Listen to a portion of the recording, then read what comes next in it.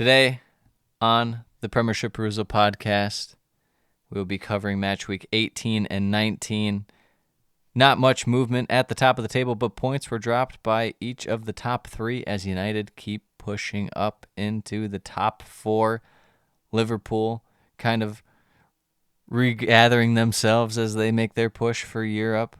Fulham and Brighton keep going up the table. Meanwhile, Everton and West Ham keep sinking and sinking. This is the Premiership Perusal podcast. There you go. Manchester City are still alive here. Balotelli, Aguero! Back, Fuchs, and the ball in behind Damian Vardy! It's 11! It's heaven for Jamie Vardy! You are an ostrich. Well, your head must be in the sand.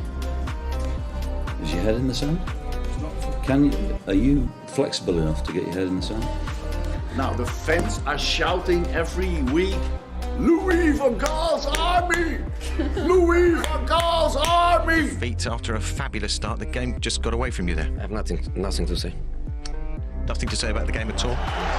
Drama from day one! This is the league we want to watch!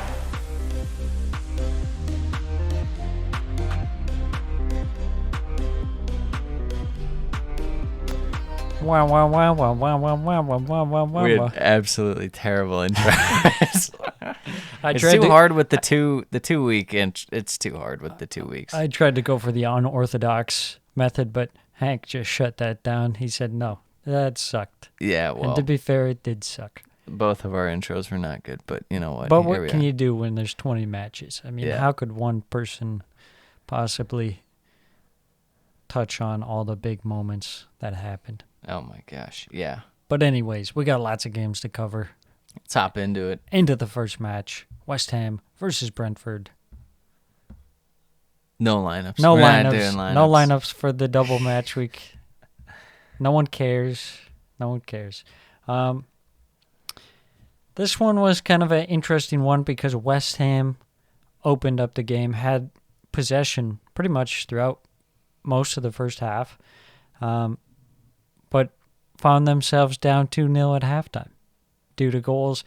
One in the 18th minute after a long throw-in, bouncing around. Ivan Toney pounces on. That's where they make their bread. The long throw-ins, the set pieces. Ivan Toney, he's still around for now. When will he be suspended? We never know. We never know. And then they got the second goal in the 43rd minute. Kind of out of nothing again from Josh De Silva. Just gets past Cresswell easily on the quick throw-in. West Ham weren't ready for it. Brentford always ready to take a quick throw, get down the field, and score some goals. West Ham, disappointing to have the possession, but not really create anything. Yeah, I mean, I think that just kind of goes with what a lot of West Ham fans will say about Moyes right now. It doesn't feel like there's really a plan. It doesn't feel like the players are really gelling all that well. Yeah. And when you spend 60 million on guys like Paqueta and 40 or 50 million on guys like Scamacca, you expect goals, yet here we are, they can't produce anything. Yeah, disappointing. Second half, largely the same. West Ham thought they had a penalty in the 48th minute, but it was ruled to be outside of the box. They had a chance in the 82nd minute, but Brentford also had a couple chances. And then Ivan Toney stretchered off at the end of the game. Yeah. We thought that it would be for the gambling. He's off for reasons yet to be determined, I guess. I haven't seen anything about what the official prognosis was. Anyways, Brentford coast through the second half, pick up all 3 points. West Ham, 5th consecutive defeat. Moise, the hot seat gets hotter. And at this point, I defended Moise, but there comes a time when... Yeah, where, you just have to part ways because it's just not going. Yeah. And... good win for Brentford. Yeah. They keep it rolling. Brentford Wow, look at that picture. Go back to the latest. Look at that picture of Klopp. Brentford establishing. Okay, that's the thumbnail. That's the thumbnail. That's amazing. Oh, That was both. look at that. It's like 420p. That was both of us giving the intro. Oh my Okay, gosh! maybe that won't be the thumbnail, but it's a great picture nonetheless. Should just be put in the chat at all times. Anyways, moving on to the second Friday match. We got a little Liverpool versus Leicester action. I keep wanting to go to lineups, but we don't do that here. No. Not on the double. Getting into the game. Great start for Leicester. 4 minutes in. Dewsbury Hall just runs through the Liverpool defense as if it was... must have thought he was going to pass or something because he just ran straight forward. It was like playing FIFA on amateur mode. You just keep running. Yeah. You just keep running. You run through the defense. You have the shot. You score. This is Liverpool's defense. Swiss cheese. Swiss cheese. Leicester setting up as their usual. As our friend who supports Wolves would say, soft-served ice cream. Soft-served ice cream. Leicester setting up on the counter as per usual. Again, no James Maddison in this one. Mm-hmm. Salah scored in the 26th minute, but ruled offside. Luckily for Mr. Ward, it was a bad mistake. And then mistakes. Voos enters stage left. Our guy. We've been touting him since he has joined, and that blew up in our face on this match. 38th minute. Slices a clearance up and over. It was like a backwards Danny chip. Ward. It was like a 45-degree angle. Try recreating that. Never. You never could. No. It was brilliant. I mean, touch of class. Voos, world class even in his own goals. Yeah. So that was comical. He's a less crap. Who was the guy who always come in for QPR? Richard Dunn or something like that? Oh, yeah. Something like that. What a guy. D. Michaelis had a good run where he was popping him in for City. Martin Skirtle. Yeah. He loved him. An own goal. And then right before halftime, a second goal for Liverpool. They break quick. Darwin Núñez has a chip hit off the post, and it falls right onto the oncoming Voos, who's just running towards his net. What a horrible decision. And just hits it in without much attempt to clear it. It's kind of like Rocket League where you're driving towards net to get into defensive position, and the ball hits your car, and you're like, up, and it rolls in. I've gone too far. Yeah. Second half, some chances for Liverpool to add a third, and really they should have. Leicester had some chances to grab an equalizer from Harvey Barnes, had a weak shot, and then... Harvey Barnes lately has been not going. Yeah. Well, Leicester have been kind of slumping, to be fair, and without James Maddison. It's their one-man army. Yeah. Well, Tielemans is good too, still. They had a chance in the 81st minute. Vardy getting in behind, plays across the Barnes, hits the bar, but he was offside. Finishes full time, 2-1. Terrible. Liverpool didn't play very good at all. No. Honestly. They got handed 2 goals by Mr. Voos. Yeah, but they're moving up the table with those 3 points somehow. Yeah. And they will say thank you and on to the next match. We're just ripping the Sam matches here. Yeah. Next one. Well, we have to keep it condensed, Everyone, no one wants to hear a full breakdown of 20 straight games. I was more saying that this is the third in a row of matches that I too watched. This one, Wolves versus Manchester United into the game. For some reason, I put this at the top of my notes. United started off the match decently.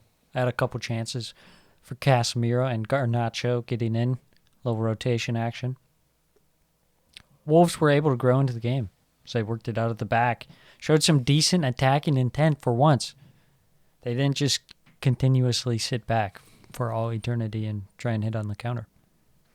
United struggled to create many chances as Rashford was in trouble for oversleeping a team meeting. Yeah. So the informed man, Marcus Rashford, started on the bench. He's a sleepy man. But you know who's not? Anthony. He just stinks. Yeah, had a chance right before halftime. Scramble in the box. His header cleared off the line, but there was also a offside. But he really did nothing in this game. He's the 100 million pound man. What can you say? Pretty rough. Pretty rough. Who's better, Lukaku last year or Antony this year?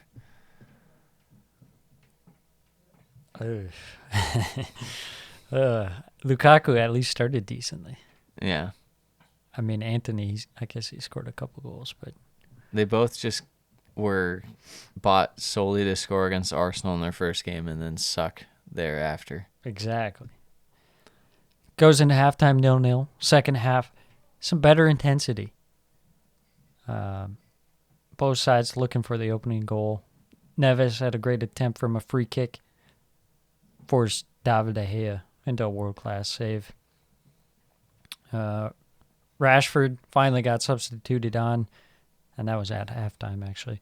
Yeah. And he came on, scored the winner, 76th minute. Just and some the bald great fraud strength. is like, I did this. my discipline and my teaching and my tactics did this. It was a great run into the box, great strength, great determination, shrugging off the Wolves defenders. Nice assist from Bruno, a little 1-2 action. Finishes full-time 1-0. United pick up another valuable 3 points, as you said, marching up the table.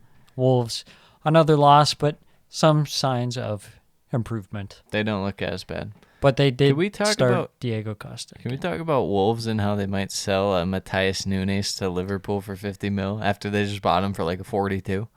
What is that? What is that? Is that worth it? 8 mil? Is that the most... I feel like this is the most made-up thing I've ever heard in my life. Yeah. We're getting into FIFA transfer land. I don't think Liverpool would spend 50 mil on many guys. No. So it's only 90 or nothing these days. Yeah, apparently teams are now incapable of scouting outside of the Premier League. They're just like, yeah, oh, this guy's good. It's like, yeah, that guy's he's pretty all good. right. You could have 50 saw him. mil. You could have saw him when he was playing in the Champions League for Sporting Club Portugal. Yeah, you could have seen him playing in Portugal, but apparently your £1 billion club isn't scouting. Well, in Portugal. they saw Darwin Núñez in Portugal, and they said, yes, that's our man. Darwin Habibi. Moving on to the next match. Bournemouth. Crystal Palace. This is actually getting really... So we're doing it on today's the 7th, and Crystal Palace obviously didn't have a good game against Tottenham we'll get into, and then today lost to Southampton at home.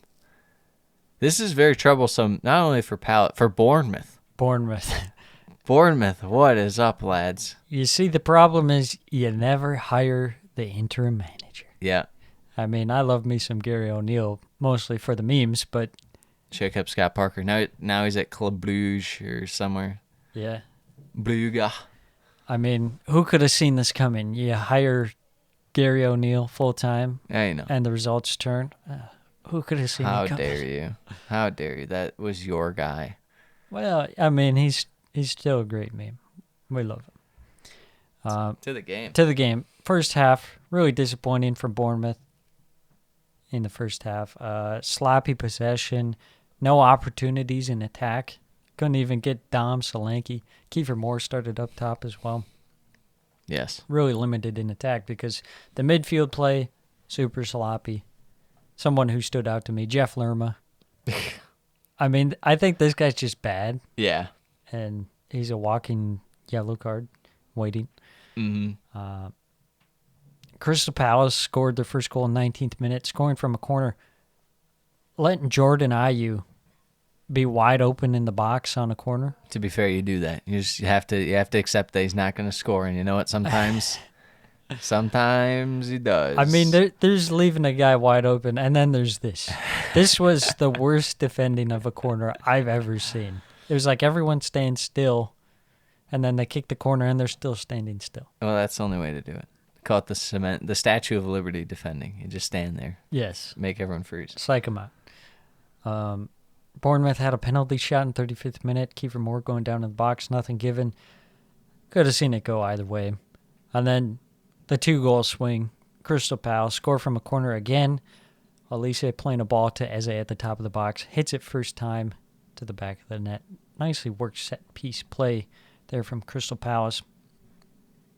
Second half, Bournemouth came out slightly improved. Still unable to grab a goal. I mean, saying it was slightly improved doesn't say much considering how bad the first half was from them. It was still probably a subpar. Oh, we're getting some breaking news. Breaking news alert. Yeah. We'll get to it. Well, Southampton's next anyway, so we'll talk about later. And we need to talk about it. I've been tweeting the whole week about Southampton.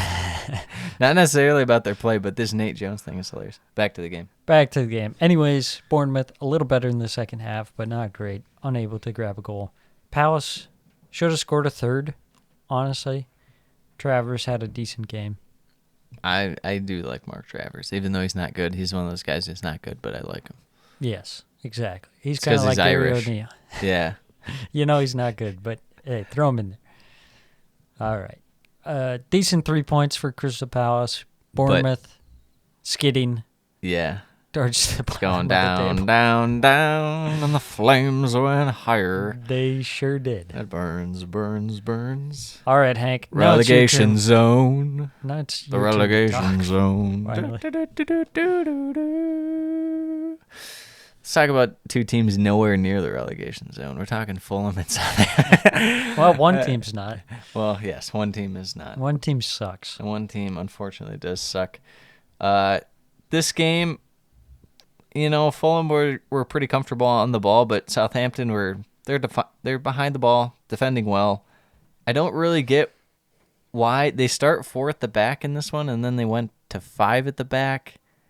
And when they're 5 at the back, there's just no chance of any attack. I don't get it. Not to mention that their center backs aren't that great, minus Bottle Ketchup and Shaletta Shar are both at least okay. Mm-hmm. But you're playing Salisu and Liancow a good amount. Liancow? That guy's stealing a living. Yeah, that's really bad. Che Adams also cannot score. He had a couple one-on-ones this game. I think my favorite thing about this game was just the amount of stuff the Southampton center backs were getting away with against Mitrovic because he's just so big that he's not going to go down easy. So it's just a bunch of jersey pulling. It's a bunch of shoving by both. That's the Southampton style, man. Yes. That's why you play Liancow. Yeah, I guess my other Southampton on this one was Edozie, looked like their best player. But we get a goal off a corner, falls to Pereira, rips it, shot deflects off James Ward-Prowse, and then 1-0. Second half, Fulham, there's something about Fulham's attack where it's not really like a counter, but it's that fast build-up where they'll just turn it over in like midfield. They'll turn you over, and then they're just immediately running. Mm-hmm. It's kind of what I feel like Leeds should be like. When Leicester's clicking, Leicester kind of play like that. Yeah. The only team I can think that really plays like it a good amount when they're not going slow in possession is Arsenal, too. Yeah.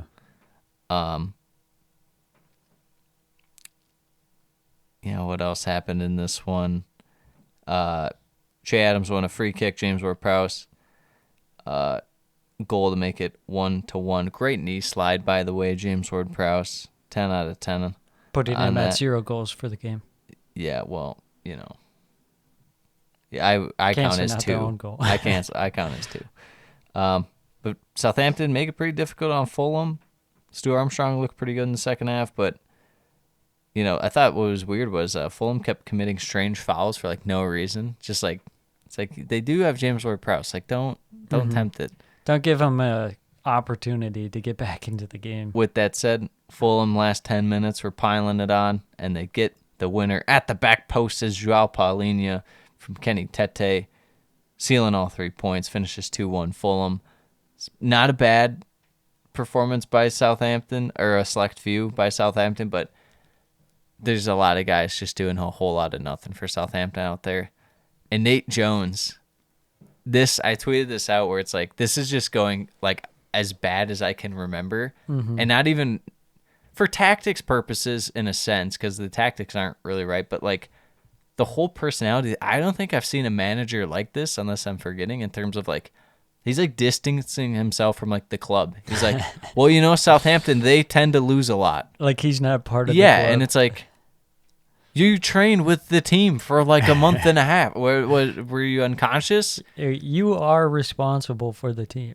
Yeah, and it's like, I get they're not the highest quality of players out there, but for you to not refer to it as we Yeah. and stuff is very odd. Yeah, that can't inspire you confidence as a player. No, very strange. Speaking of confidence, Fulham, they're beaming with confidence right now. They can't be stopped. I didn't believe in them, but here they are. Yeah. They're on fire, man. I think their best case scenario, though, will be one of those teams where we look back and go, the streets remember this 2022 Fulham team, and then next year they'd like suck. It'll be like Sheffield United when they finished like 8th or whatever. Yeah, and they got relegated. And then just were a tragic At club. least like Fulham are a lot more entertaining to watch than that Sheffield United team. That's true. That Sheffield United team was like David McGoldrick, like crap goals and stuff. It made no sense. Yeah. They relied purely on the fans to guide them to victories. True. What's the next match? We have City Everton. Back to Sam. City versus Everton. The real shocker, to be honest, seeing how Everton's form had been lately. You're thinking, oh, okay, City, this should be pretty easy at home. But City, you know, they're prone to these slip-ups at home. Manchester City legend Frank Lampard comes in. Yeah. And on he says, loan from New York City FC. yes. Standard first half from City, pushing Everton back into their final third for most of the first half. Just trying to work the ball to get into dangerous spots. Not a whole lot, to be honest. They had a chance 11th minute, Holland, but his touch took him to a tight angle and he couldn't convert. They did get the opening goal, 24th minute. Mahrez, a nice little move in the box. Mara's been popping lately. To find Holland, who of course scores because, you know, when doesn't he score? And then something we've seen earlier this season, City, they stop trying to score and they just start trying to dive and win penalties. Yeah. It's shameless. You're playing Everton Football Club. Yes. You can't be... You can't be diving. I have lost all respect for Bernardo Silva. The amount of diving that he has been doing, and not doing it against top clubs like Fulham. He's doing it against Everton. Yeah. Come on. 17th place Everton. Come on. Absolutely shameless. Goes into halftime 1-0. Second half, lengthy delay. Throwback to last season, the comms. Yeah, the refs. You got to fix his freaking battery pack or something, and somehow that takes 20 minutes because we don't have a second one to just be ready. Hot A swap. backpack. But, Backup backpack, by the way. this is why we love the Premier League. Yes. Everyone was getting pissed. We also love it for Damari Gray. Damari Gray making a great run. City defense just allowed him all the space. And he says, you know what? I'll take a beautiful curling shot and score because that's what we do. Yes. In the spirit of Andros Townsend, Yeah. he scored that goal. Townsend! It got pretty frantic because Everton was like, oh, man, maybe we can win this, and started pushing way too far up. Yeah, no, that's spooky. And it was surprising that City didn't score off that. They were really pushing for the winner. But Everton, hold strong. Big point for Super Frankie Lampard. Yeah. He's back, baby. Would you believe that Everton's worse off at this point this year than they were last year, points-wise? Well, I believe that because I remember they had a good run at the start of the season under Rafa. They got Rafa, a couple wins. yeah. They beat like Brighton and stuff. This is weird. and that's like 10 pictures before disaster. Yeah.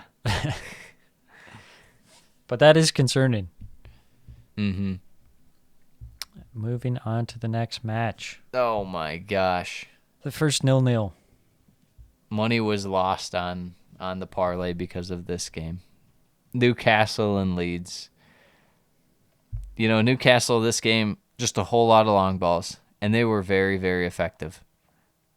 Leeds could not deal with those long balls, that back line. They were up so high. They were disorganized. It was terrible. you name a player on Newcastle, they had a chance to score in this game. First one, Chris Wood, empty net but whiffs on the ball.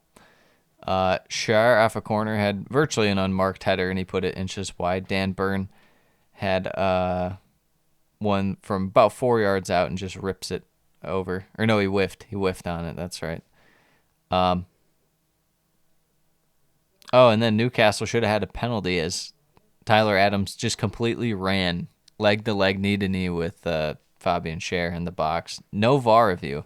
It's just get it out of here. Just get it out of here. Trippier free kick before the end of half goes right off the wall, wasted. 0-0. Leeds did virtually nothing in attack. Just know that. I believe that. Their attack was as good as their awful jerseys.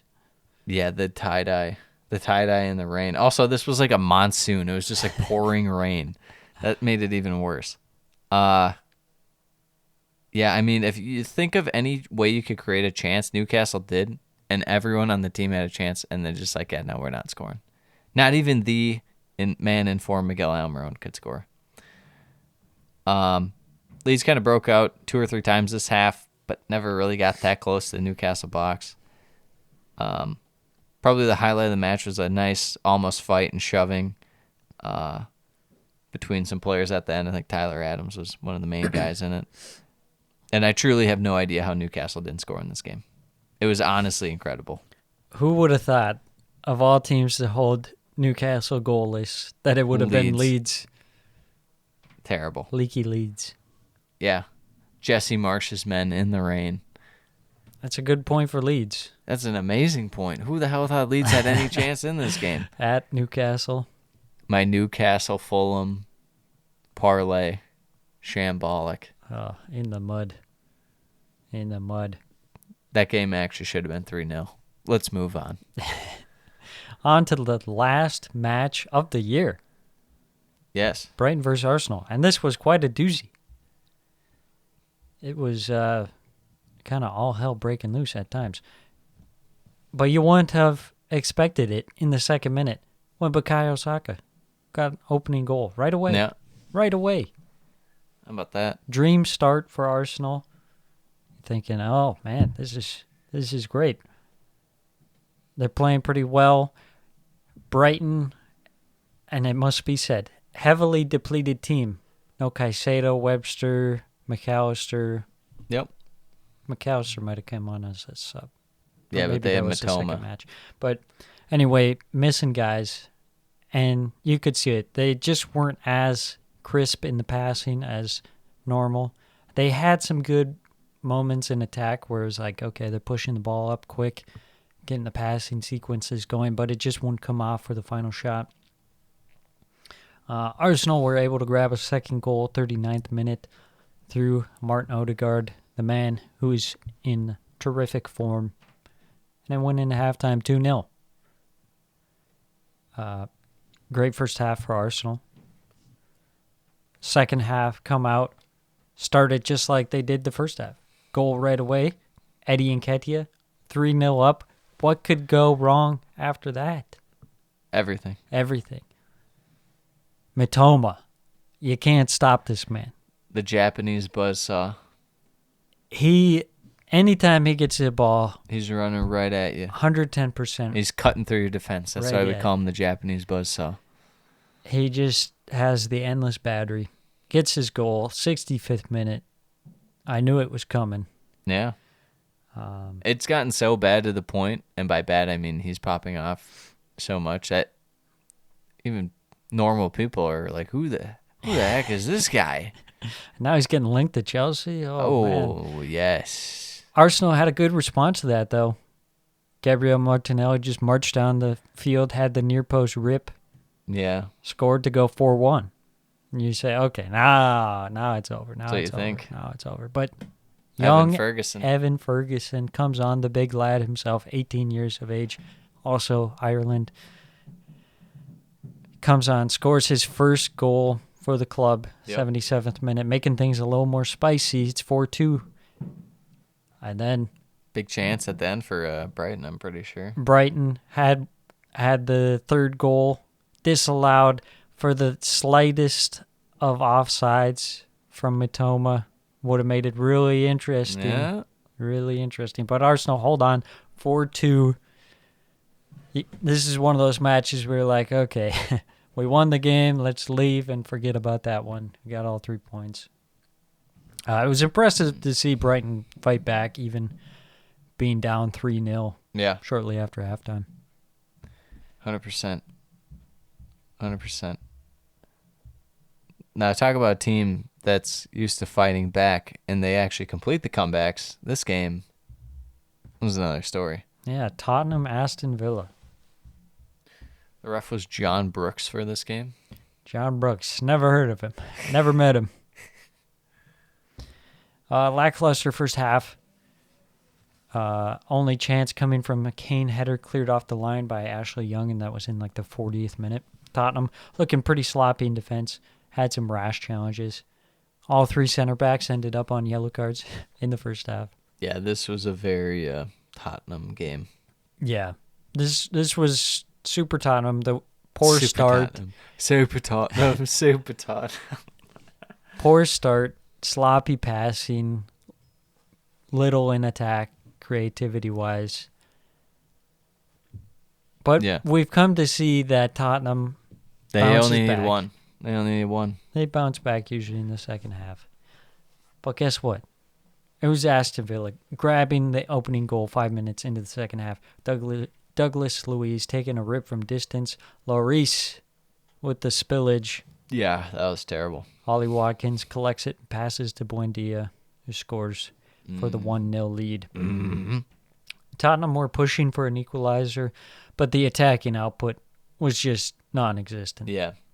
Son, that guy's washed. I can't believe people were trying to actually tell us, people with eyeballs that watch every game, that Son was the same guy and stuff. No. It's completely different. I don't know. Maybe he's just gassed too many games, and they have the World Cup on top of it. I don't know. Yeah, from what I've heard, he's a guy who... Also, he got linked for that move. Maybe the motivation's not there. I don't know. He's a guy who I've read about that, he's always worked very hard throughout his career, and his dad pushed him pretty hard when he was a youngster. So I think, his career just has a shorter lifespan than some other players. Maybe. You burn out towards the end. It just Maybe. doesn't have that. Or you just run quality. into Mr. Good Evening and he slams the door shut in your face and you don't have a chance. That too. But despite Tottenham pushing for the equalizer, Villa doubled their lead after McGinn played a perfect ball to Douglas Luiz running into the box. Great composure for the finish. 2-0. Aston Villa say good evening, good morning, good afternoon to Tottenham. They hold on to the 2-0 lead. Could have made it 3-0. Good evening, good afternoon. A great win for Aston Villa. Morbing. More concern for Antonio Conte and Tottenham. Well, after the game when he came out and said what he said. Yeah. He said maybe the best for Tottenham is 4th place, 3rd place, 6th place, 5th place, 7th place. Yeah, he said maybe we're not a Champions League team. Maybe Tottenham's best is 7th place. Yeah. Speaking of coaches not instilling confidence in their team. Yes, Antonio Conte. I mean, can you blame him, though? No. I like what we're seeing out of Emery at Villa. Yeah. Though he's getting a good amount out of the attack, and he's shoring up the defense. That was the main thing. Their defense, I didn't really trust it. This game, was another game. Villa are like prime. They're like prime candidate to get torn apart by Tottenham. What, last year they lost 4-0 and like late in the year? Yeah. And they they're had all like 65% possession. Yeah. So their defense very error prone yet able to hold up in this game. So good by Villa. Moving on. Last game of the week. Chelsea, Nottingham Forest. Entertaining match, to say the least. Chelsea are kind of really heavy in possession early, kind of taking it slow. Then the game kind of just opens up. A bunch of saves required by Kepa, and then Chelsea were getting real close, just needed one more pass. They finally got the break they needed to as Willy Bolly flicks it off the crossbar, and Sterling is there for a tap-in. Chelsea, nice job in terms of pulling Forest out. It's not that hard to do, yet they made it very hard on themselves. Forest in the first half were pretty wasteful with their attack. They just really didn't end up doing a whole lot. Chelsea kind of closed the first half with a few half chances. So it goes in the halftime 1-0. Second half, Nottingham Forest come out with their hair on fire, Sam. They were nuts. Awani had chances galore, and they were just pouring it on Chelsea. But Chelsea, to be fair, were holding strong. Best chance fell to Gibbs-White, who went bar down, but it went out. Then they get the mad scramble off a corner. Could go anywhere. Pulisic jumps up, and on the slow-mo replay, Willy Bolly, pretty much just, eye gouges him, throws the elbow in his head. No, nothing. Although that's, never really called. Yeah. But Aurier falls to Serge Aurier, rips it home, 1-1. After that, Forest were like, we will sit back. And Chelsea are like, how about we just play really slow? We're going to play real slow. And it's like, you're not going to break down Forest if you're playing slow. I don't know why these teams do this. Game ends with a Hakim Ziyech dime back post Aubameyang and Pulisic, which they both whiffed on, while both simultaneously being in the same spot in the 6-yard box. Finishes 1-1. Good result for Forest. Steve Cooper, he's got his guys. He's got them going. His guys. Serge His many men. His Willy literal men. His men. No, Awani and Serge Aurier. Their attack is either get it to Aurier in the box or have Serge Aurier take long-distance rips. People are just loving Serge Aurier, and I'm holding strong because my New Year's resolution... Who loves Serge Aurier? Oh, I'm reading everyone's like, this guy's the second coming of freaking Lionel Messi. No. People love him, Who's dude. saying this? People love him. Like Tottenham fans that miss him because they still don't have wingback Tottenham depth? fans, Forest fans, they all love him. They're saying this guy's awesome. And my New Year's... He literally cost them the first goal. He got torched by Pulisic. They don't care. My New Year's resolution is to hold strong onto my takes. So I'm holding strong. Serge Aurier is still trash. He scored a goal here, but he's still trash. There's no take to be had. Serge Aurier stinks. You know who I trust over anyone on Reddit? Jose Mourinho. You know what Jose Mourinho did with Aurier? He's like, get out of my face. I don't want you on my team anymore. I'm not playing you. How dare you go against the Redditors? Serge Aurier. Serge Aurier. All right. Oh, dude, Serge Aurier. Yes, so awesome. we're Soy Jack pointing at former Tottenham players. Let's get to Matchweek 20. 19. Or 19, rather. Hank's just skipping into the future. He's skipping to next weekend. Into the future. Into the future. First match, Brentford versus Liverpool. Yes. Liverpool, early on the front foot. And you know what? I think the main thing people will take away from this was Darwin Núñez having a literal empty net shot, and he somehow still got blocked by Ben Mee. Brentford against these big teams, they like to kind of play that 3 at the back, just load up the midfield, and then they counterattack. Mm-hmm. Didn't work against Arsenal, but it's worked relatively well against other teams. Yeah. I think United, obviously. Chelsea, to a certain extent, their finishing that game wasn't very good. That kind of let them down. But no, I think anytime Brentford plays a big team, they kind of have this strategy of load up the midfield and have guys that are versatile enough to drop back. And they're able to rely on just Mbeumo this game. Obviously, no Tony in here because he was hurt. Alisson forced a corner, which led to Brentford scoring. Mr. Konate own goal goes clear all the way through and then off his knee directly into the net. But Yeah, Liverpool just in attack for them in this one, really not able to work the short passes as well as they should in the final third, and that's been kind of the story of the whole year, is they're kind of doing their 1-2s, which they're known for. They just haven't been coming off. Another corner saved by Alisson, and then we get a Wisa goal as he chests it down in the box and volleyed it. Ruled out as it had been me, who was offside. But the fact that Johan Wisa is able to not only win on the corner, but chest the ball down and get a volley off in the box, that's obscene. What is that marking?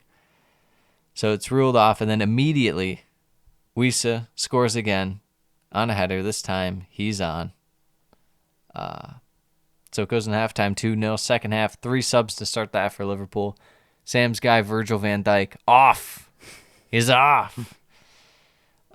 Liverpool score, but speaking of off, Darwin Núñez is off. And I think he's just unlucky at this point, because when he does score, it's like he's offside, but when he's clear on net, same thing, but he's onside, he just like shanks it. It's so crazy. So you're saying he's Timo Werner incarnate? Yeah. I keep the energy transfer. Yeah, there will always be a player. Yeah. So once Darwin Núñez leaves the Premier League, a striker who comes in the same window, it's going to him. I keep thinking like one day, one of these games, it'll just click and Núñez will become a fierce goal scorer. But it just hasn't happened. I think it's going to happen literally only one game, and he's going to have like 4 or 5 goals, and then he's just going to go right back to never scoring again. And it's going to be the funniest thing. The stars align. Then Liverpool get one as Alexander whips one in the box. Sam's former lad, Alex Oxlade-Chamberlain on the header. Finally some movement and height on the crosses for Liverpool too. They're, people are acting like Alexander-Arnold's still been good this year. His output is going to be how many assists does he have. And, it might be ridiculous to expect him to get 10 assists per year, or double digits at least, but you kind of have to, given his role. Like, you're a crossing merchant. Yeah. So. I thought it was funny. I saw a thing, Oxlade-Chamberlain. I can't remember if it was 100 Premier League appearances or 100 Liverpool appearances, but it's like 100. It has to be Liverpool. He's been at Liverpool for like 7 years. Yeah, it's definitely Liverpool. Yeah, that's what happens when you suck. Insane. Yeah, not a ton of flow to the second half. Neither attack really, linking up and having much to go for it when it's 2-1. But Liverpool, good chance off a corner at 80th minute, but wide. And then to seal it, Brentford has long ball up to Mbeumo. Konate just tips over. It just falls. It just falls. And Mbeumo finishes 3-1. Brentford, keep it rolling, baby. The Giant Slayers. They keep it rolling. The Bees. The Busy Bees. And they did it without Ivan Toney. Yeah, they did. So Liverpool's still moving up the table, but this is a tough result for them. Not something you want to see. A game where you feel like you should at least get a draw instead. Maybe Brentford's just awesome. Nothing. No. Not yet. You were just talking about how bad they were about 3 weeks ago, and I had to tell you their results, and they're just randomness. They just pop off against big teams and suck against the smaller teams. I can't get high or low with Brentford. They might be my new Southampton when the Southampton go down. I just have a good read on them. I know to never get too high nor too low on them. That's true. You just have to ride the wave. Yeah, I was smack talking Thomas Frank, saying he's going to get sacked by the end of the year. And hey, new year, new me. Hold on. You never know. There's no Tony. Moving on to the next match, Arsenal versus Newcastle. Boy, let me tell you about this first half. There may have been more fouls than I have ever seen in a first half. Andy Madley was just handing out yellow cards like it was candy. Somehow he got assigned to this match. Yeah. It's not a big match. It's not an important match or big match. Small match. We'll give it to Irrelevant Andy Madley. match. Andy Madley, he's a great guy. Absolutely. Terrific guy. Horrific refereeing performance. I mean, the first half was just like 10 seconds and then a foul, and then you like wait around for a while, and then you play a little bit more, what was and the then a official foul. stat? It was like there's actually like 42 minutes of actual gameplay this game or something like that. It was brutal. This may have been my least favorite game I have ever watched. That's what At least happens of when Arsenal. Arsenal are held to a draw. Arsenal fans are so used to winning now that they get held to a draw. And they're Yeah, like, just spoiled. no, it can't end like this. No, I've definitely seen worse, but this one was just super frustrating to watch. All the fouls. I mean, Newcastle, you could tell what strategy they were going for. Shithouse. Shithouse. That's the way you beat Arsenal and teams like Arsenal. You just get right up in them. Arsenal, Chelsea, City, you just got to start kind of – you might lose 4-0 doing it, and you might get a red early on, but you just got to go in there shoving, Brexit tackles. Yeah. You got to go with it all on the line. And really, the attack was non-existent for Newcastle in the first half, and really in the second half too. The whole game. Who started for them? I don't even remember. Is it Wood? No. Callum Wilson did yeah. this game. But It was a game he back. had like no service. Yeah, everyone whatsoever. was back. Yeah, they were going like 11 men behind the ball the whole time. And what I've been seeing a lot, people's takes is Sven Botman's the signing of the summer, and it's like, how did you come to that conclusion? I mean, he's been fine. It's been good, but their whole unit's just so solid. Right. That's why it's like, well, how can people sit there and underrate Dan Burn? Put him in Southampton and we'll see. Yes. And Arsenal, their best chances came early in the game and they weren't able to capitalize. And I knew that this was going to be one of those games like, really should have scored early. Yeah. And it was just hard to create anything with Newcastle putting so many guys back. Second half, pretty much the same deal, except more time wasting from Newcastle. Mm-hmm. Endless time wasting. Yeah. It reminded me of that game where they played Liverpool, and there was just a ton of time wasting. Yeah, well, Liverpool got like 4 minutes added on, so that was ridiculous. Yeah, I was hoping Arsenal would make them pay, but no. Alas, they didn't. Karma is not real amongst the Premier League teams. 0-0, and this was one I think Arsenal really wanted to win, considering the upcoming matches at home. Considering last year that Newcastle kind of punked them out of the fourth spot, considering how this might be one of Arsenal's main title rivals. Yeah, I think Newcastle's going to be the Arsenal bogey team forever going forward now. I mean, hey, everyone has it. Who was... trying to think. Mourinho at Chelsea, I guess, was kind of Villa, Newcastle? but mainly Newcastle, yeah. Which is hilarious. That was so funny. Back. Every time. It loops back. Just lose to Newcastle for some reason, even though Newcastle were god-awful. Okay, Alan Pardew's on the phone. Alan, Sam said that you and your team of a bunch of French guys and African dudes were terrible. How dare you? Hey, never forget Loic when Remy. he did this. When he did this. He's still celebrating Crystal Palace's FA Cup goal against Manchester United. That was an all-timer. Alan Pardew, what a legend. Now hiding away in who knows where he is. He's the just Netherlands or something. He refused to take a championship job. They're like, how about Middlesbrough? He's like, how about no? He's probably better than Nathan Jones. I would guarantee you that he is. But he's not better than Fat Frank. No. But maybe on this day, as Everton play Brighton. No one's better than De Zerbi. He's top 5 manager in the world. Brighton is a fantastic club at this moment. Brighton should sell everyone on their team for $500 million. They should sell the club for $10 billion.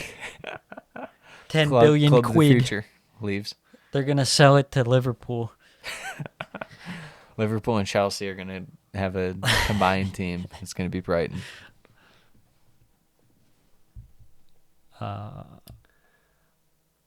This was my match. Yeah.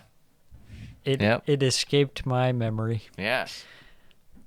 Getting into the game. Everton started the match better. 10 minutes in, Brighton said, okay, we'll start to play. Got the only goal of the half in the 14th minute when who else other than Matoma blew past Nathan Patterson and Connor Cody. Good. I mean, this goal was just disgusting. Yeah. Sauce of the highest variety. Absolute sauce. If I could press F to pay my respects to Nathan Patterson. I'm pressing F because he got torched in this game, and it was not a good look. Brighton showed good energy throughout the first half. After that first 10 minutes, Everton had a couple dangerous moments, forcing Bobby Sanchez into a couple decent stops on the counterattack. Bobby Sanchez. Damari Gray had one just before halftime.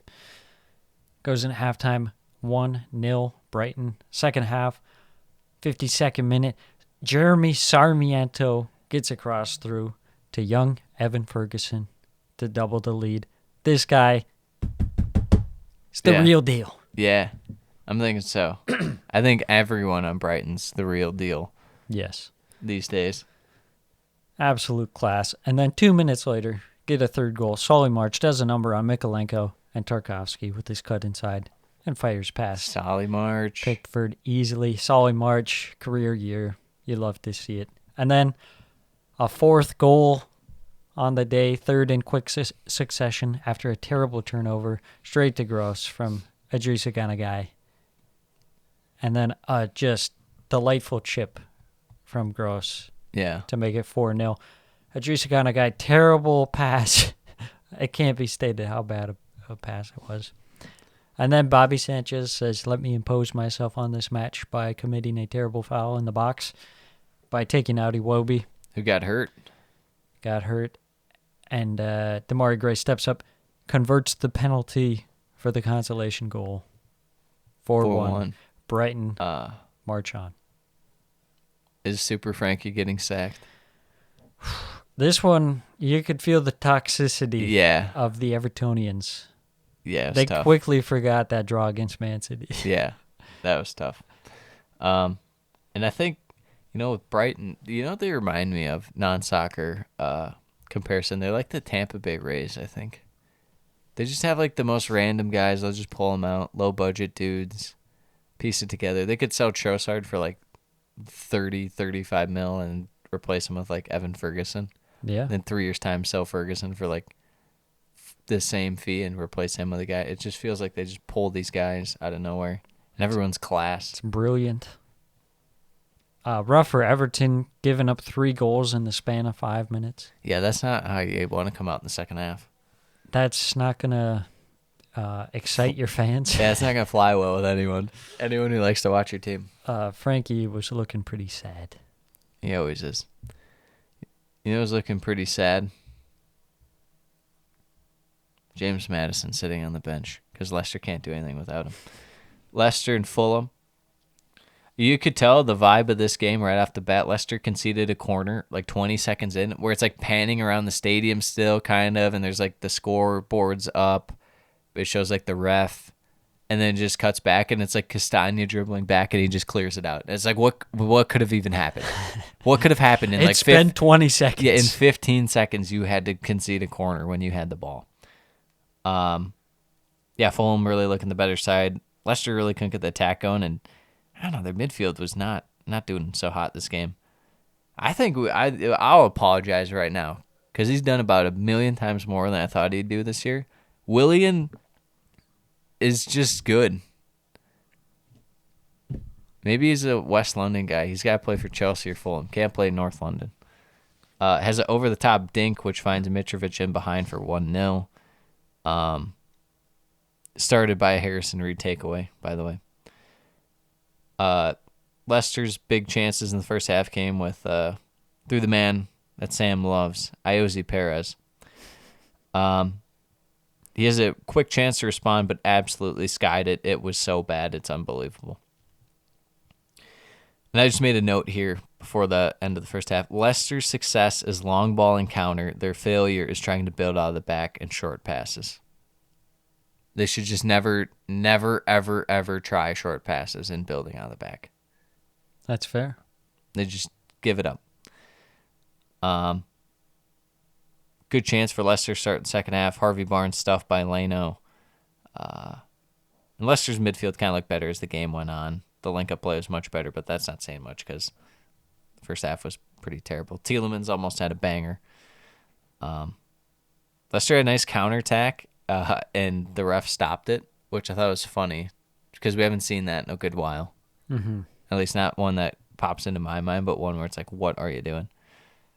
A lot of this was just kind of pucker the butthole time for Fulham in the second half, with Perez getting some good shots, and then Tielemans rips one right off the bar. But game ends with Fulham having a chance to seal it. Mr. Harry Wilson, 1-on-1, chips it wide. Doesn't matter. Finishes 1-0. Fulham, they can't be stopped. I'm telling you, they're coming for fourth. They see fourth, and they want it. They want. How wild would that be? Are we sure that Fulham wasn't robbed week 1 against Liverpool? That they should have just got a win outright? 100%. 100%. I buy into it. Should have won that. That's drop points for Fulham. Just drop points for Fulham. Marco Silva. I'm not apologizing to him yet because I've been burned by him before. He's doing great so far. I know. But like you say, I'm still hesitant. And it's not like it's not like this is his third job and he had one that went well and the other didn't. Mm-hmm. Hull went well. Mm-hmm. Everton went eh. Yeah, it was kind of cursed. Watford went especially eh. Yeah. So right now he's 1-2 if we're talking about good records. Maybe he'll even up to 2-2, but we'll see. Yeah. So far, so good. Yep. Speaking of so far so good, that does not apply to Bournemouth to start 2023. Man U and Bournemouth, nothing happened inside 20 minutes in terms of chances, really. I guess Bournemouth had a free kick on the edge of the box, and it was completely wasted as it was skied. But Man U grabbed the lead 1-0. They had Bournemouth kind of pinned in around the 20-minute mark, but grabbed the lead off a set piece. Eriksen, dime to Casemiro. Absolutely horrible defending on the set piece to let Casemiro get where he got. Something about Bournemouth's defense right now is just really, really off. You could tell when you're conceding chances like crazy to Chelsea and Crystal Palace. Yeah, Bruno and Eriksen in this game were on one in terms of their delivery. Man, you weren't able to get one in the rest of the first half, but plenty of chances.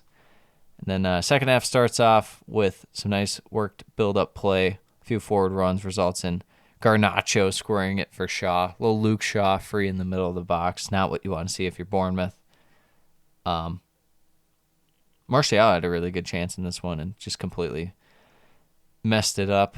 But Bournemouth's 2 chances this half came through Phil Bill and Big Dom. Both were saved. Good chances, especially the Phil Bill one, but, David De Gea. Too solid. Garnacho hitting the post, 78th minute. Jaden Anthony had a lot of chances in the second half. Well, not a lot, but a few. And he just completely fluffed all of them. Then Shaw, dime over the top for Bruno. Plays it across for Rashford. Easy as you like, 3-0.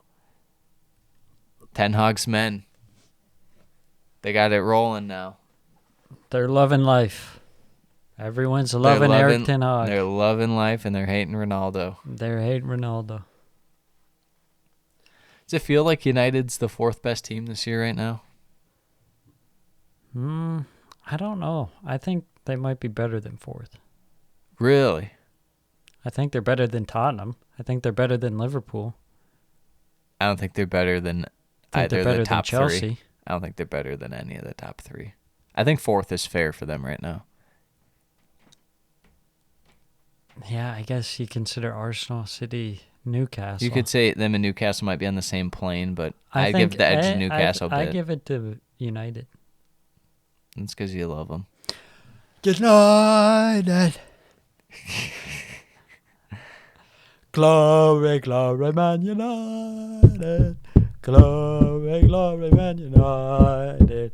Erik ten Hag is gonna save us. Lisandro Martinez. Man, that was awesome. Yeah, I gotta say, great voice, great beat right there. Let's move on to Wednesday games. Wednesday. Bournemouth, I have nothing to say to you except that you might be on my unwatchable list here coming up. Yeah, imagine how freaking Michael B. Jordan's feeling right now. Yeah, what an idiot. And Bill Foley. Get a load of that guy. Hey, Michael B. Jordan, the B at this stands for Bournemouth.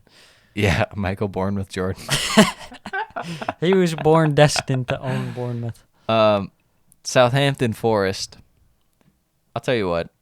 Southampton had it all in this game, yet they couldn't score. Jay Adams should not be playing. He just shouldn't be playing. I don't know what to tell you. He's in like clear as can be and just completely misses. It was Darwin Núñez-esque. Your guy Ryan Yates got kicked in the face. That was a F moment. F in the chat. Brennan Johnson on the counterattack hit the bar from 6 yards out. James Ward-Prowse, great free kick opportunity, and he skied it. You can't afford that. And then we get the goal. Leanne Cow dribbling forward and then just decides to have a back pass. That's about as soft as you can imagine and doesn't get to Shaletta Shar. Brennan Johnson through, squares it for Awani. 1-0 Forest. That's their second away goal of the year. Oh, wow. That's their second away goal of the year. That's nuts. Week 19. Goes into halftime 1-0. Almost deja vu. Southampton give it away out of the back, but Awani goes high on this one. The only real bright spot for Southampton in terms of just like general play, Kyle Walker-Peters was amazing in this game. I have a note here. Serge Aurier has taken about 5 shots from at least 25 yards out, and none of them went in. He's a great player. James Ward-Prowse, long free kick at the end. Pretty solid chance, but headed wide by El Nuesi. They just, with this 5 at the back, you're just wasting an extra spot on a center back that's not really helping all that much. Yeah. That should just be a guy in midfield, or at least a roamer, kind of like Joe Aribo guy, even though Joe Aribo's been kind of bad. Just throw Armstrong out there. Especially when you're down a goal. It's just dumb. It's just this Nathan Jones is not only so far in over his head, he's like a total prick to the Southampton fans for whatever reason. I don't know what he's doing. He just wanted to collect a paycheck and leave, I guess. Yeah. But no, this is what's shown Sam early in the pod. There's talks that they might just sack him before the end of the year and put Sean Dyche in. They should. 100% they should. I saw something. We won't spend too much time on Southampton, but I saw something that ever since I think it was last February when they had their like takeover, that sports group took over from the past owners. They won like 8 of 40 games or something like that. It's a good rate. It's a good rate. Dios mío. As for Forest, Steve Cooper, you did not deserve it, but that is an amazing result for you, my friend. That's a dub. You take those. He looks like he's just about to fall asleep on the field. It's truly incredible. You got to beat Southampton these days. Oh, you need to beat up on them bad. Southampton's on track to try to make the great escape, and they beat Chelsea late in the year when Chelsea are crap in the bed. Leeds, West Ham. Pretty open game to start inside 15 minutes, but the pace really kind of dictates who's in control, as you can tell. If it's going fast, it's going to be Leeds in control. If it's going a bit slower, West Ham kind of more in control. West Ham giveaways and whiffs in defense are quite alarming in this one. There's just a whole lot of like trying to get the ball out, and they just can't, and it's like, oh, Leeds grab the lead. Sam's guy, Gnonto. Gnonto, you love him. He's a little guy, but he's got a lot of bite. To Somerville, the 1-2. Leeds have a sneaky good scouting department. I feel like they pull these guys out of nowhere, especially in attack. Big chance for Ayrton off the corner, but he slips and wastes the chance. Shufal almost scored from midfield in this one as Meslier got caught out, and then he's like off balance, like fade away chip from midfield, and it like almost hit the crossbar, like laying on top of the net. And then West Ham kind of slow it down, get the attack going. They draw a penalty. Bowen goes down. Sam's guy, Lucas Paqueta, the goatee man himself, converts for 1-1. It looks fake. It really The does. It's goatee like looks sprayed fake. on.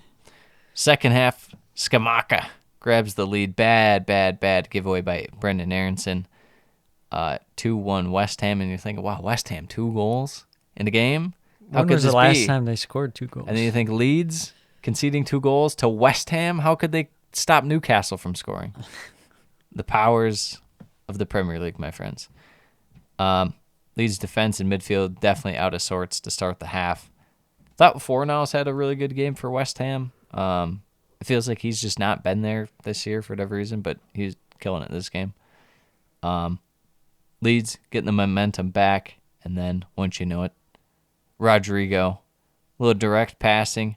It felt like one of those where he had like a terrible touch, but it worked out for him. But just heavy touch into space allows him to get free, and he rips it for 2-2. I tell you what, Leeds were going for it at the end, Sam.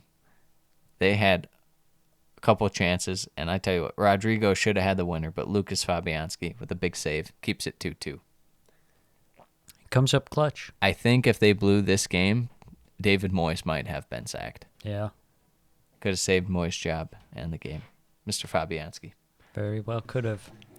On to the next match. Oh, yeah. Aston Villa versus Wolves. I'm glad you got both Wolves games this week. A nice 'Cause Birmingham derby. You love to watch Wolves, right? Oh, yeah. I love watching Diego Costa's corpse run out there. You know what? Wolves had a great first half. I'll be honest. They had some nice spells of possession, which is nice to see because we haven't really seen that much from Wolves. Despite the fact that they did, again, start Diego Costa, which really irks me. But, hey, you can't win them all. No, you cannot. They were able to grab the opening goal in the 12th minute when Podence received the ball from Coutinho and showed good footwork to get past the defender and score. A nice weaving run in the box. And Sam was celebrating Mr. Podence's goal, screaming at Emi Martinez, laughing. Podence is the best attacker on Wolves. There I said it.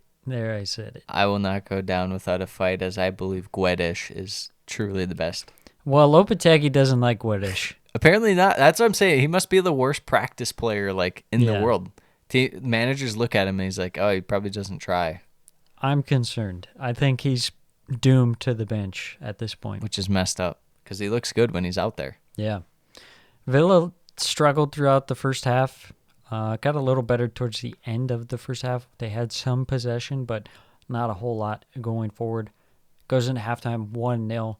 Second half, Villa open up much better in the second half. Have a good amount of possession. Still struggling to create chances, but they got the equalizer after a nice long ball up from Tyrone Mings. Oh, that was a dime. To Ings, who lifted the shot over the oncoming Saw. Villa continued to hold possession, but Wolves looked dangerous on the counter. Leon Bailey had a golden opportunity to win it at the death after getting past Jose Saw in the 93rd minute, but he just had a little slow trickling shot, Nice. and it finished 1-1. Leon Bailey on the pitch in tears. He had a rough one. That was absolutely brutal. It was that shot. brutal. That I don't know how it was that bad. I feel bad for the guy. Yeah. I shouldn't laugh, but Sam's laughing on the inside. There's improvement from Wolves, I gotta say. They look good. Both these teams are much improved compared to what we saw. Stevie G and Bruno Lage before. Villa, I like the sub bringing on Augustinson for Digne. Yeah. Augustinson had a pretty good game after coming on. Ait Nouri came on. He played left wing, which was interesting, having him up Be more further. attack. And they kept Hugo Bueno on. Hugo Bueno. So some interesting things to see. I think Wolves, they're on the up and up. They'll get there. Lopetegui, I think he knows what he's doing. Sam having faith in Wolves. But I still hate Diego Costa and stop starting him. Never. He's completely worthless. He should be brought out as a shithouse guy every once in a while against big teams, not against Aston Villa. No, he's Aston completely Villa. worthless. Aston. All right, to Hank's club, Tottenham Hotspur beating down Crystal Palace. Yeah, the plucky underdog, Tottenham Hotspur against Crystal Palace. Is Son back? He's so back, so back. scoring the 4th goal in a blowout game. Yeah. A lot of space in this game. A lot of space. Yet Palace, couldn't really get going until about 20 minutes in. Create some good chances. I mean, they should have had a goal. Ayew just shot instead of passing to Wilf, who was wide open. Or I believe it was Wilf. Jordan Ayew is terrible. Yeah. And then Joachim Andersen almost had a banger at the 32nd minute. Tottenham in this half was just putrid in attack. There's just nothing going. I don't think Not they a first can half play. club. Yeah, clearly they don't play until 45 minutes. Second half, 2 minutes in or 3 minutes in, something like that. Tottenham get a real good chance, and they score a goal off of it. It's a Perisic dime at the back post for an easy Kane header for 1-0. And then for their second goal, Kane with a little 1-2 with Brian Heel. How about that? He's back out of nowhere. Gets him, Brian Hill with the 1-2 little pass there. Gets Kane a shot. The goal, far post side netting. And then Son 1-on-1. He just doesn't score. He's off. He's offside, but he doesn't score anyways, and that's how you know it's bad. But then Son gets an assist as he has a chance to shoot at net, doesn't, smartly lays it off. Doherty slots it 3-0. And then Palace, who's been going for it this whole time, hence why they just keep allowing goals. They keep going for it, and they allow a counterattack to Son, who finally scores. True or false, this is the first game Son has started and scored in this year. True. Because he only scored in the Leicester game, and he came on as a sub, right? I thought he scored in another game as sub, but yes, this is the only game he started and has scored in. But let's not act like he's been terrible. Nope. Great player. Finishes 4-0. I would say that's not a fair result, but Palace was actually really terrible in this game, so I'm not going to argue with that. Yeah. City, Chelsea to close out the week. Yeah, for some reason they threw on Fulham Chelsea at the bottom of this. Well, they're coming back next week. This one, Chelsea injuries galore to start. Sterling goes off in about the 3rd minute. And then Pulisic got hurt and had to be subbed off. I think the main thing to note in this one was Haaland getting bottled up by Chelsea. But yet City were on the front foot inside 20 minutes. So they really made an effort to take away Haaland, but City, there's a lot of Cancelo. De Bruyne was kind of deep lying playmaker at times, but they really couldn't get much going. And then as the half went on, especially once the subs came on, Chelsea looked a whole lot better. They just had pace. They just had pace after the subs. They were able to run. Chelsea, honestly, from about 25, 30 minutes to the end of the first half, were significantly the better team. Able to break fast. And their best chance comes at the 43rd minute, right before half, as Carney Chukwuemeka hits the post. Unlucky.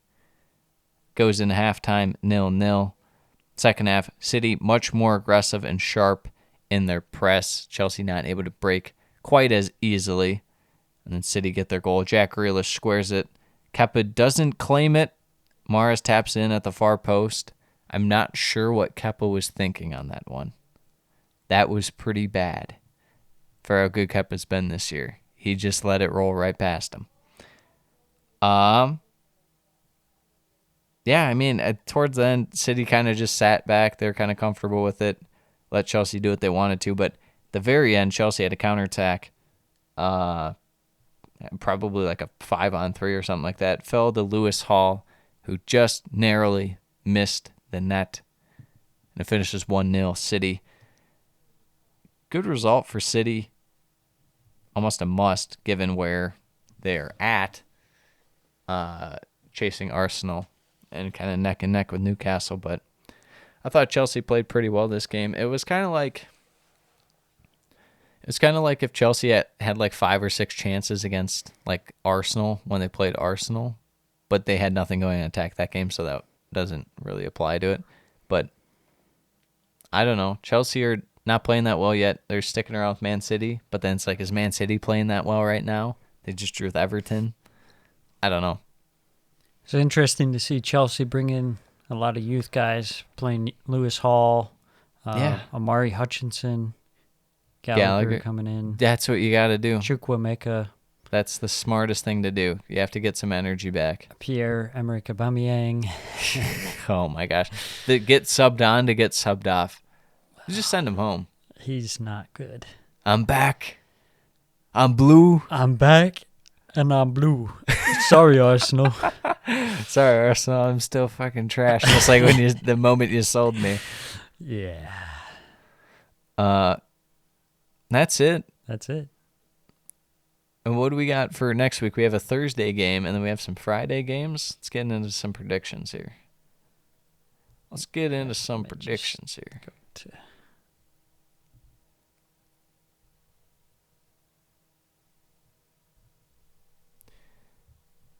So we start off Fulham, Chelsea, Craven Cottage. Fulham rolling, Chelsea struggling. It's got to be Fulham. Come on, baby. Willian revenge game. You would think. However, Mitrovic is slated to miss this game as he has accumulated too many yellow cards. Can they do it without Mitrovic? Who knows? I think they can. Well, I mean, obviously they can. I'm gonna say 2-1 Fulham. I'm gonna go 1-1 draw. 1-1 draw. Okay. Yep. Friday, Villa versus Leeds. I like what Unai Emery's doing. Yeah, I do too. Yet Marsh has Leeds playing pretty well given what they are right now, and especially if your guy Janto, and Somerville are playing and clicking. Yeah. I like that. I like it a lot. But no, Villa are clicking right now at home against Leeds. I'll go 2-1 Villa. I'm going to say 2-2. Man U, Man City. We got the derby. Manchester derby. The bald heads, the bald derby. Yeah, the frauds. The fraud derby. The frauds of Manchester. Man U are clicking and Man City aren't, but I just don't feel like Man U are really built or ready to go head to head with some of these big teams, but I don't know. They're just playing so well. It's hard to pick against them, right? Fine, I'll say a 1-0 United. Oh, my Rashford. gosh. He as long did as it. he doesn't oversleep the team meeting. He did it. I did it. I'm going to go with a 1-1 draw. Brighton versus Liverpool at the Amex. This feels like one that should beat Brighton, but we saw the first one went, 3-3 this year at Anfield? That was De Zerbi's first game? Yes, right. And Brighton actually took the lead. They were up 3-1, I think, or 3-0. No, they were up 2-0, and 2-0. then Liverpool came back 3-2, and then Trossard hit for the Hattie to make it 3-3. Okay, thank you. Thank you, Encyclopedia Hank. Thank you, Hank. He's fantastic. I'm going to say Brighton 2-1. Wow. They're good. They are. I don't trust Liverpool's defense. I'm going to go Brighton 2-0. Liverpool away. Everton, Southampton. 6-pointer. The Dookie Derby. The Dookie Derby. I'll just say it's Southampton 1-0. Masterclass. I think Everton is better than Southampton. That's what you want to believe. I'm going to say 2-0. No, Everton. What if Iwobi's out? Super Frankie. That doesn't matter. That doesn't matter that they're best players. Tom It'd Davies. be like if you looked at Southampton, you're like, James Ward-Prowse is out this game, and you're like, you know what? Tom Davies. You know what? I don't care. I saw something on Southampton, because I was really in Southampton Twitter this week. I've never been in that sphere. I was really into it. Dark hole. Yeah, I like to see what's going on there. And it got to the point people were like, we really miss Oriol Romeu. Oh. And it's like, and I'm like, your midfield's not good, but I think if you just had a guy who could finish, you'd be in such a better spot.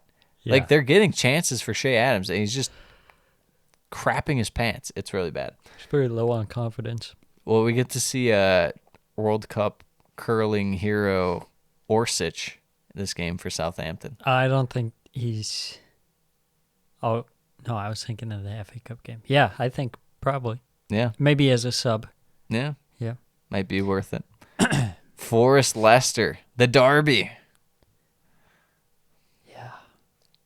Man, This was the game earlier this year where Leicester kind of broke out it was from their slump. their slump in doldrums, but no James Maddison again. Is this where Forest? Surely they don't grab all 3 points and get rolling here. Man. 5 points from 3 games. That's rolling for them, baby. I'm going to say Leicester 2-0. Oh, my God. I'm going to say it. Nottingham Forest 2-1. Okay, you're nuts. Wolves, West Ham.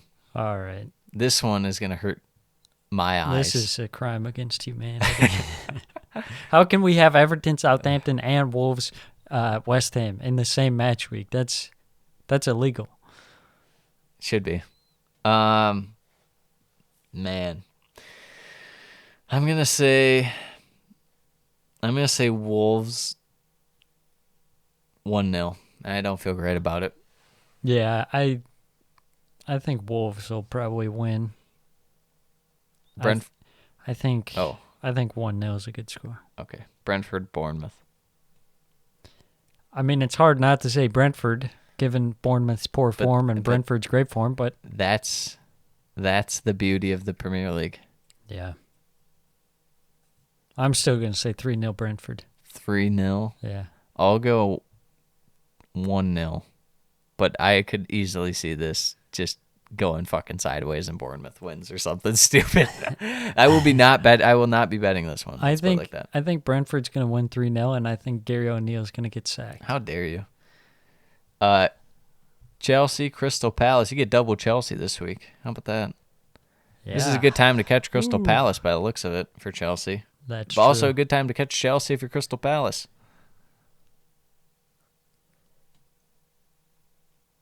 I think Chelsea at home. I think they'll squeak by 2-0. 1-0. 1-0 for me. Newcastle, Fulham, St. James Park. You know, Fulham, they're one of those teams, they can go on the road now, and I kind of feel confident in their defense. I don't feel great in their attack when they're on the road, but I feel good in their defense. With that said, I'm going to go with a 1-0 Newcastle victory. I'm picking 2 Fulham losses, going against the hottest team in the league. I'm going to say 3-0 Newcastle. That is obscene. Why would it be 3-0?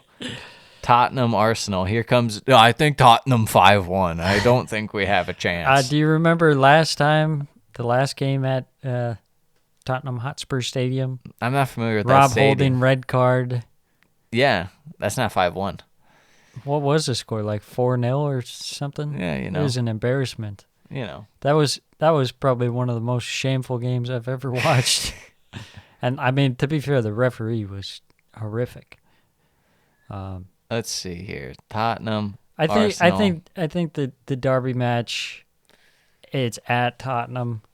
You know, Maybe form this goes out is- the window. I think Tottenham wins. Maybe this is the downfall of Arsenal. The draw with Newcastle, and now Tottenham and gets... then United next week. Yeah, maybe. It's a tough run of form. Yeah. That's why I was saying you got to get that win against Newcastle at home. Well, Tottenham, I think Conte either sucked the life out of his team by saying that they're a 7th place team, or it'll inspire them to kick ass, and there's no in between.